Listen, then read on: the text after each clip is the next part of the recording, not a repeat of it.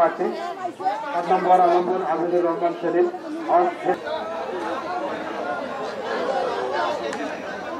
চেয়ারম্যানের পদত্যাগ দাবি এক দফা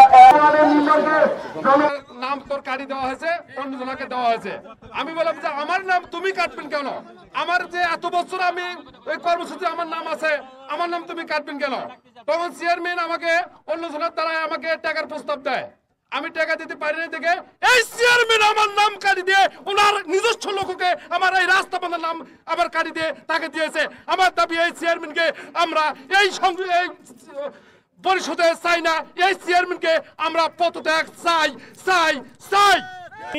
এই স্বৈরাচারের দোষর স্বৈরাচার চেয়ারম্যান যিনি আমাদের ভোটের চেয়ারম্যান হন নাই, এই চেয়ারম্যানকে আমরা এই এত অপবাদের বোঝা নিয়ে আমরা তাকে থাকতে দেব না। আমরা তার সম্প্রসারণ চাই। আমরা আজকে এই জনগণের কাতার থেকেই আমরা তার অফিসে তালা পারবো, এটা আমাদের হলো জনগণের দাবি।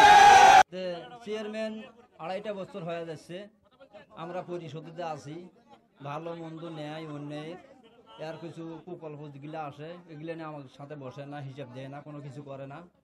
সেই ক্ষেত্রে জনগণ যে ক্ষেত্রে নামিয়ে গেছে, যে বিষয়গুলো নিয়ে নাকছে, এই বিষয়গুলোর সাথে আমরাও সবাই একমত। টিয়ার কাবিখার বরাদ্দ মাত্র 2টা পাইছি অল 2.5 বছর যাবত, আর যে কয়বার আসছে এটা জানি না আমরা। জনগণ আপনারা আছেন, এলাকার যদি কার্যক্রম হয় আপনাদের উপকার, যদি এই উপকার চান আপনারা এই হায়না চেয়ারম্যানের পদত্যাগ চান।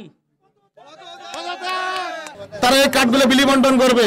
তখন সেলিম চেয়ারম্যান বলল না, ওভাবে দেওয়া যাবে না। এই কথাটা বলাও শেষ, আলম ভাইয়ের রুমে গিয়ে সেলিম চেয়ারম্যানের কর্মীরা হরিনোট দিয়ে এই কার্ডগুলো লুটপাট করেছে। একটা করে কর্মী 10টা 15টা 20টা করে কার্ড চুরি করে নিয়ে গেছে ওখান থেকে।